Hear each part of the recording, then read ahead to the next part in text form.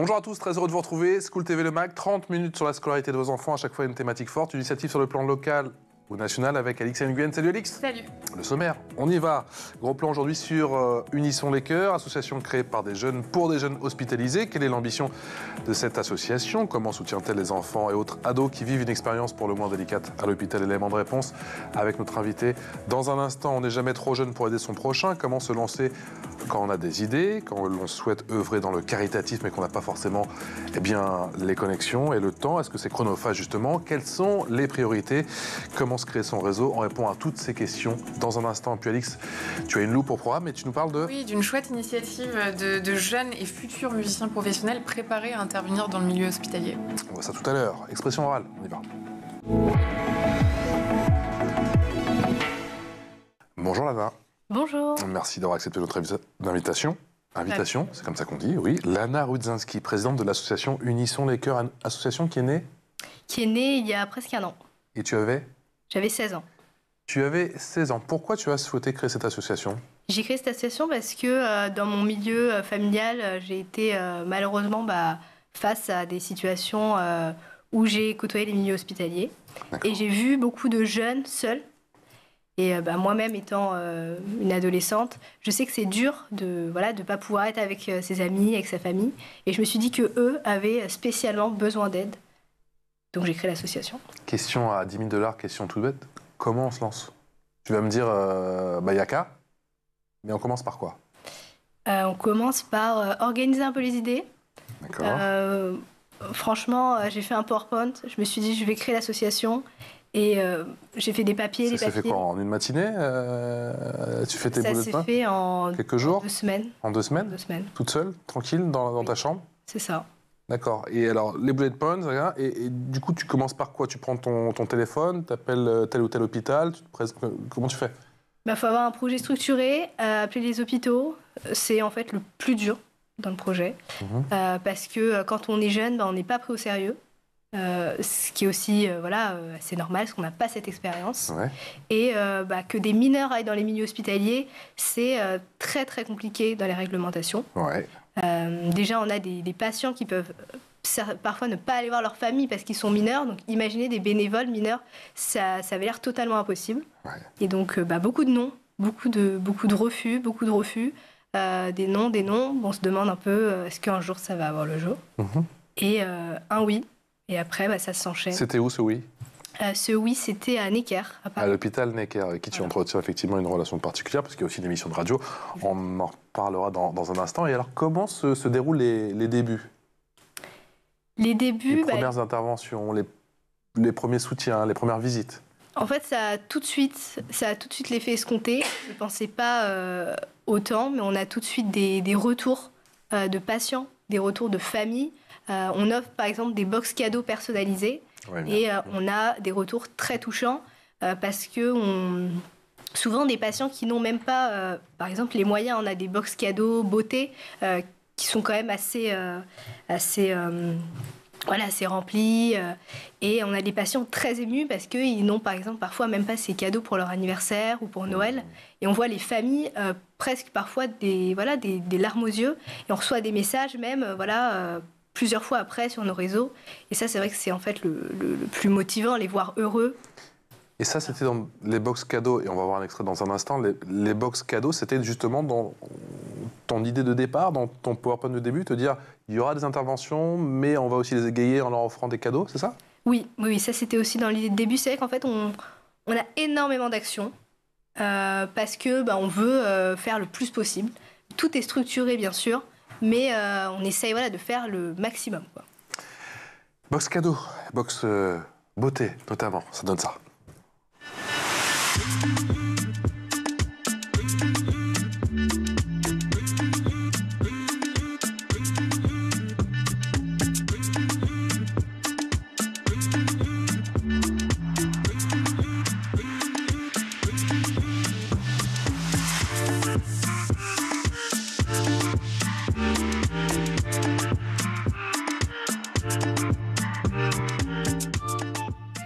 Et alors, comment est-ce que tu les remplis, ces boîtes? Tu sollicites des marques?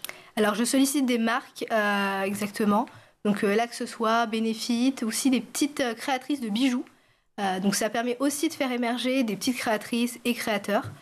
Donc ça, c'est très important pour nous aussi, tout ce qui est voilà, Made in France, de mettre en avant aussi beaucoup sur notre compte, tout ce qui est...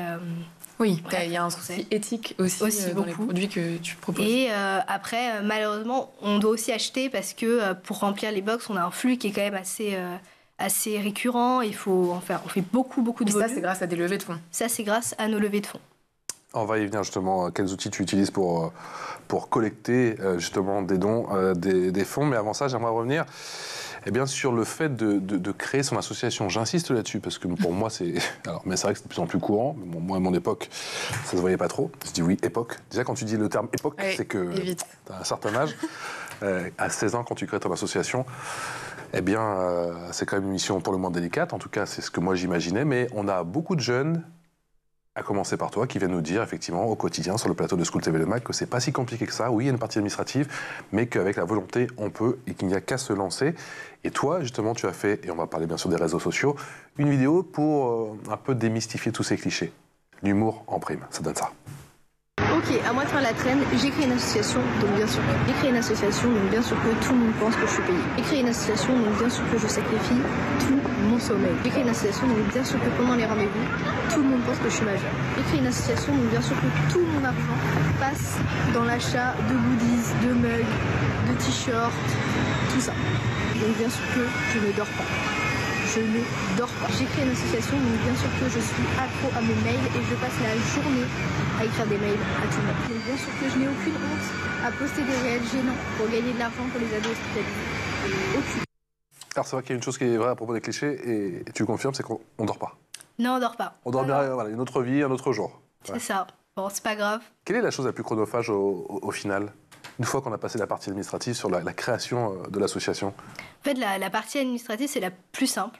Et c'est aussi beaucoup de promesses qu'on se fait à soi, où on veut que tous ces projets voient le jour. Et le plus dur arrive après, parce qu'il faut tout mettre en place. Et surtout, nous, on peut travailler autant qu'on veut. Il faut que derrière, des gens nous suivent et nous autorisent. Surtout les milieux hospitaliers, c'est quand même... c'est pas comme lancer une marque. Où on va directement s'adresser à son public. Là, il nous faut des autorisations. Il y a un vrai problème sanitaire où tout le monde ne peut pas rentrer dans les hôpitaux. Et c'est vrai que c'est là où commence un peu l'aventure et il faut aussi se battre. Et il y a beaucoup d'associations, on le dit aussi, et toutes les associations ne peuvent pas rentrer dans tous les hôpitaux. Donc il faut aussi un peu, pas être la meilleure, mais proposer le projet le plus structuré et le plus en adéquation avec les vrais besoins. Le projet le plus structuré avec des réseaux sociaux, avec un contenu aussi très travaillé. Il doit répondre à quel code? J'ai vu que l'humour, c'est peut-être le fil conducteur effectivement de toutes tes vidéos. Oui, c'est vrai qu'en fait, je me suis beaucoup fait la réflexion qu'on n'a pas forcément envie de suivre une association sur les réseaux sociaux. Parce qu'on va sur les réseaux sociaux, c'est pour se divertir. Et c'est vrai que souvent, c'est des contenus, même si c'est bien, même si c'est très solidaire, c'est pas ce qu'on a envie de voir, vraiment. On a envie de soutenir peut-être, de faire un don, d'accorder un peu de temps.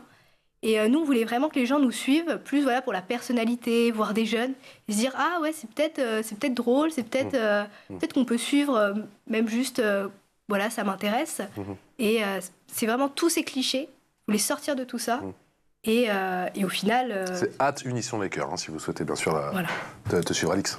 Tu parlais de la difficulté de faire intervenir des jeunes dans le milieu hospitalier. C'est quoi, du coup, les prérequis de la part des hôpitaux? Ils vous demandent d'être formés? Alors aujourd'hui, non, il n'y a pas de formation. Nous, on prend des jeunes à partir de 16 ans quand même. Après, en fait, ça va dépendre des actions qu'on mène. Il y en a beaucoup, on détourne un peu ce règlement. Par exemple, pour l'émission radio, on n'est pas directement au contact des jeunes. Les box cadeaux, on les dépose, on parle avec les jeunes, mais on reste sur des temps limités. Pareil, on fait des ateliers créatifs, mais souvent, on s'arrange pour qu'il y ait un intervenant au moins majeur. On essaye vraiment de détourner un peu les règlements parce qu'il y a des règles strictes et malheureusement, on ne peut pas y déroger. Et vous intervenez dans combien d'hôpitaux aujourd'hui? Aujourd'hui, on est à Necker, principalement parce que... L'hôpital des enfants. Hôpital des enfants malades, il y a énormément de travail.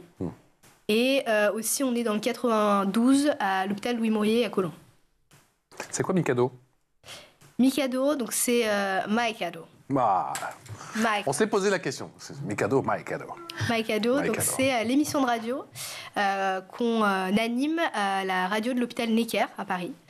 Donc on essaie Microphone, micro, bien sûr. Bon, Voilà. bon, ado. C'est ça. C'est pas Mikado comme les gâteaux. Non, ça c'est ma génération. J'arrête avec ma génération. Extrait du backstage, justement, pour Mikado. Je vais vous expliquer comment on s'est retrouvé à faire une émission radio avec Juste et Zoé. C'est très simple. On anime une émission radio pour les ados hospitalisés à l'hôpital Necker et moi c'est Lana, la présidente de l'asso. On met le jingle tout de suite. Mike Ado, la radio d'actualité pour les jeunes et par les jeunes de l'association Unissons les cœurs. C'est fou. C'est fou. J'espère que vous avez aimé. Voilà. Si vous aimez pas, c'est pareil. On va aller chercher les petites affiches de l'émission. Regardez-moi ça, regardez-moi. Pas de rigolade, on rigole plus là. Là, je vais lire quelques petits commentaires pépites qu'on a eu sur TikTok.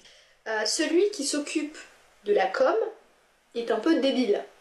C'est moi qui m'occupe de la com. Je vous laisse là-dessus, je vais mettre mes chaussettes. Non mais attends, c'est juste que tu t'es habillée comme moi en fait. Non mais c'est chiant, on va pas... Ouais, vas-y, on regarde. En vérité, là, je crois qu'on est un peu stressé quand même. Juste un peu. On a combattu le stress à notre façon. On s'est retrouvés sur le plateau et maintenant, on interviewe Zoé. Merci pour toutes tes anecdotes et ta bienveillance. Lana, il y a un avant et un après l'émission avec Juste Zoé, Oui. Oui. vu le nombre de followers.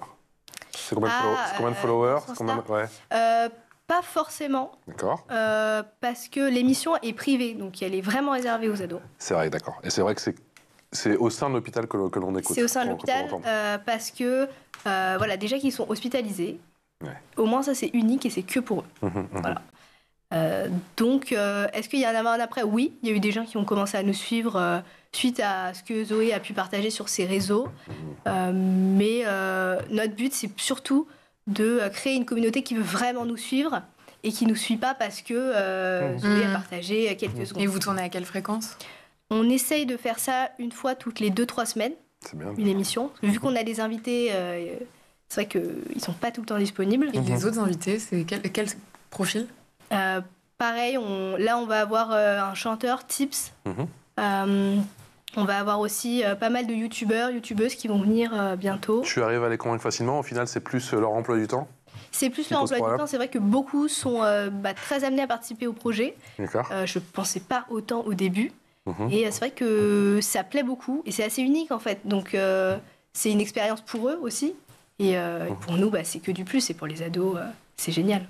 Au-delà des réseaux sociaux, on a vu l'importance effectivement de ton contenu qui plaît visiblement et on le comprend. C'est quoi les autres leviers pour se faire connaître et aussi très important pour la collecte de fonds? Alors les collectes de fonds, on sait que malheureusement, il faut de l'argent pour qu'une association fonctionne. Donc on fait pas mal de pop-up. On essaie de faire ça dans Paris, dans le 92. Donc là aussi avec des marques? Là aussi avec des marques. Souvent qui reversent une partie de ce qu'elles gagnent. Beaucoup de projets en ligne. Donc on a fait une tombola par exemple avec un ticket d'entrée à 2 €, qui permettait à tout le monde de participer pour aller au parc Astérix, à Disney. Et là on va lancer des t-shirts pour cet été par exemple. Donc c'est vrai qu'on essaye de faire en ligne et à la fois en présentiel, parce que c'est toujours bien de rencontrer les gens. Mais c'est vrai que c'est plus de travail. Donc on essaye de faire... Plus de travail, mais il y a plus de bénévoles. Vous êtes combien aujourd'hui? On est à l'heure actuelle une 50aine de bénévoles. D'accord. Donc il y a quand même une grosse équipe. C'est une grosse équipe. Une grosse équipe derrière. Ouais.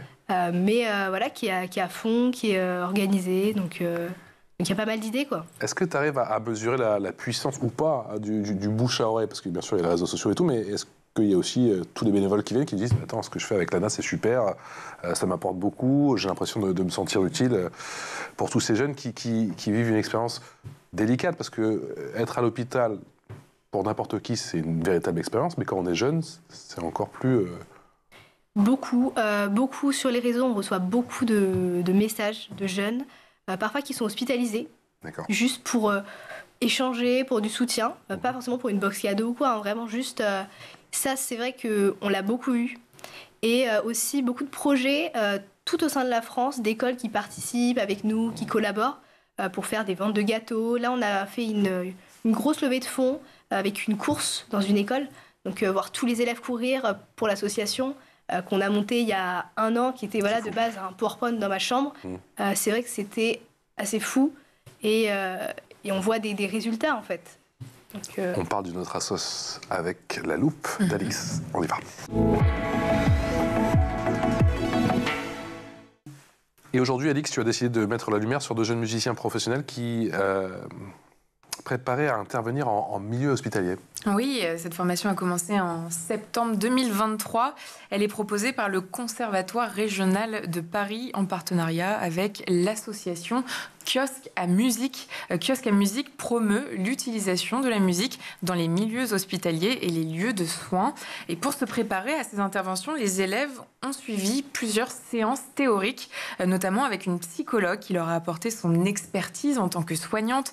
Peuvent-ils jouer de tout? Y a-t-il un risque si la musique est trop forte? Les élèves ont ensuite mis en pratique leurs connaissances en se produisant à l'hôpital Bretonneau à Paris. 2 actions sont également programmées à l'hôpital Cochin, au cœur des services et au chevet des patients. On écoute le docteur Philippe Zrounba, président de Kiosque à musique, nous parler des motivations de l'association pour cette initiative.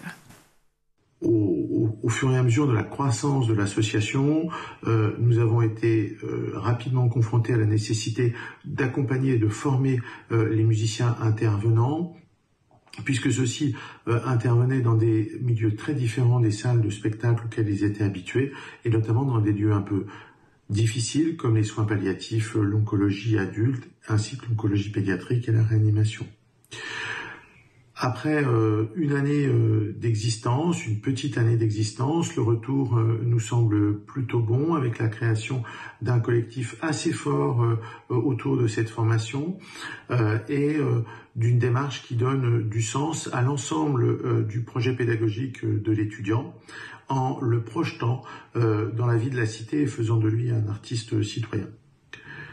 Bien entendu, le retour des étudiants sera nécessaire, ainsi qu'une évaluation plus approfondie de ces formations. L'action a commencé en septembre 2024 et devrait se développer avec d'autres établissements d'enseignement supérieur. Est-ce qu'on peut s'attendre à des ateliers de musique chez Unissons les Chœurs? oui, on a un concert à Necker dans moins d'1 mois. Ah. Donc, Qui intervient? Ce sont des musiciens? Les bénévoles qui sont les bénévoles qui savent bien jouer de la musique. On parle d'au moins. Ils s'organisent en orchestre, en groupe? On va faire plusieurs. Voilà, il y a plusieurs passages, piano-voix, piano-guitare, voix. La présente, elle va chanter un petit peu ou pas? Elle va donner de sa personne un petit peu ou pas? Peut-être un petit peu de guitare. Allez. C'est quoi l'objectif? Parce que tu l'as dit, l'aventure est assez exceptionnelle. Vous avez 1 an, il y a 50 bénévoles. Vous pouvez mesurer au quotidien l'impact que vous avez effectivement sur tous ces jeunes.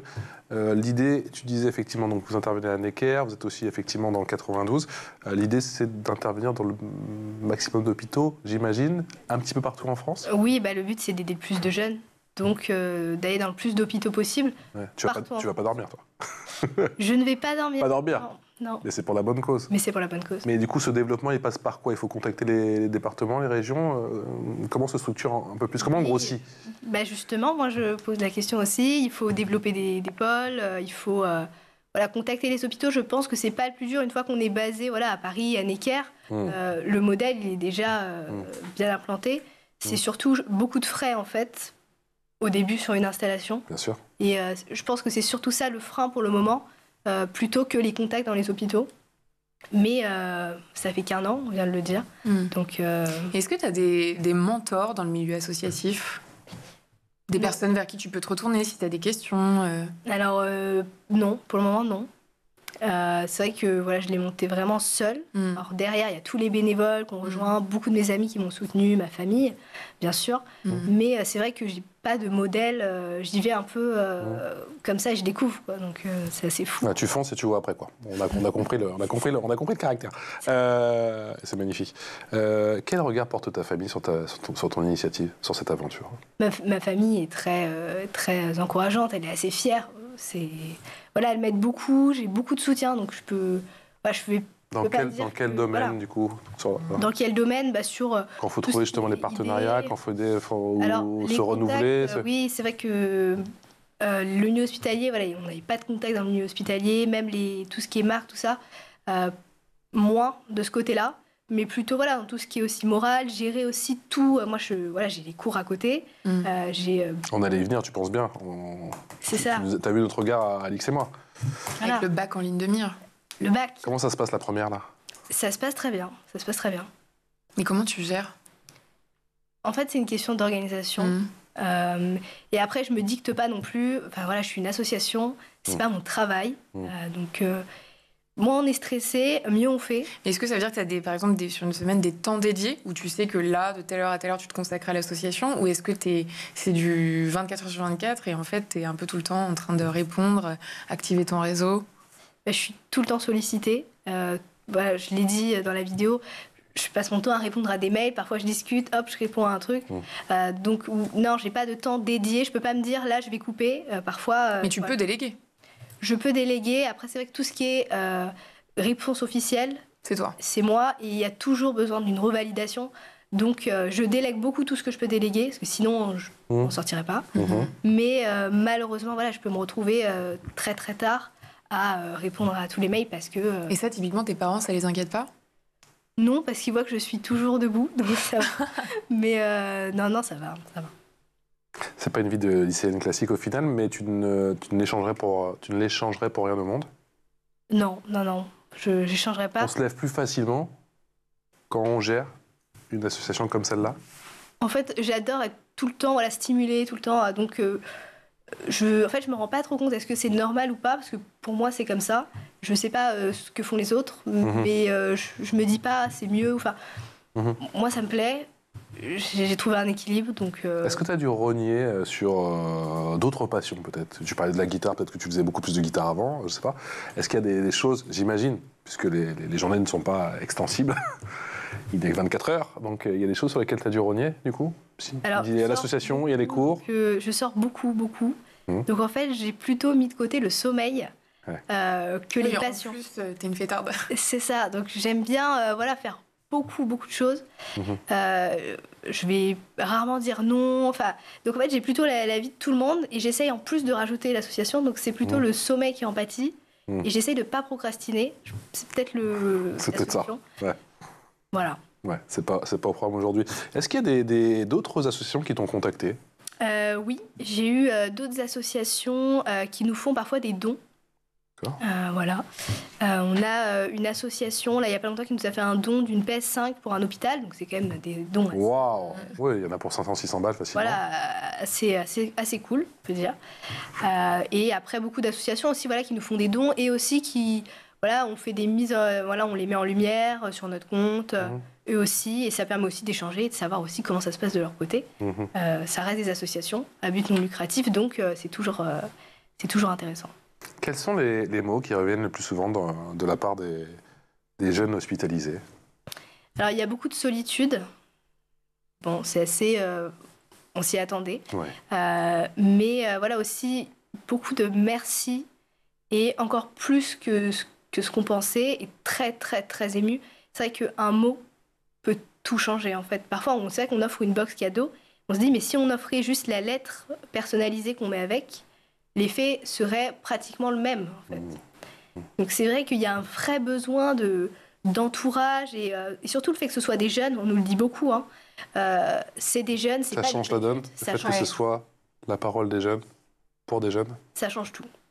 Surtout le fait qu'on leur apporte, qu'on puisse leur donner. Souvent ces box, ils se disent qu'on s'est déplacé. Moi souvent j'essaye de me déplacer au maximum parce que on travaille jusqu'à très tard. Donc c'est vrai que si on peut même pas donner notre box cadeau, on est un peu on a envie de voir la réaction aussi, un peu frustré. C'est ça, les messages, c'est très beau, c'est très touchant, mais voir quelqu'un devant nous ému, en fait ça n'a pas de prix. Voilà. Est-ce qu'il y a déjà eu un jeune à l'hôpital qui est sorti de l'hôpital et qui a rejoint ton association ou pas encore? Non, surtout qu'il y a un souci de secret médical, donc on ne connaît jamais le nom, le prénom à la rigueur de la personne à qui on offre. D'accord. Mais on ne sait pas. Voilà, donc non, pas encore. Mais peut-être un jour. Merci infiniment en tout cas, Lana, d'être venue nous voir ce matin pour présenter ta si belle association, qui n'a qu'un an, mais qui est déjà très impactante, très efficace et surtout magnifique. Lana Rudzinski, présidente de l'association Unissons les Cœurs. Si on veut faire un don, tu peux nous rappeler quels sont les divers biais, comme ça qu'on dit, pour faire un don? Alors pour faire un don, c'est simple, il y a juste à aller sur nos réseaux sociaux. Et il y a tout de suite les liens de collecte. Donc on peut faire un don à partir de même 1 euro, 2 euros, sans frais. Donc voilà. Unissons les cœurs. Notez bien. Et allez-y, s'il vous plaît. Passez une excellente journée en notre compagnie. Un grand merci à Donna. Et on se dit, ma chère Alix. À demain. À demain, si vous le voulez bien.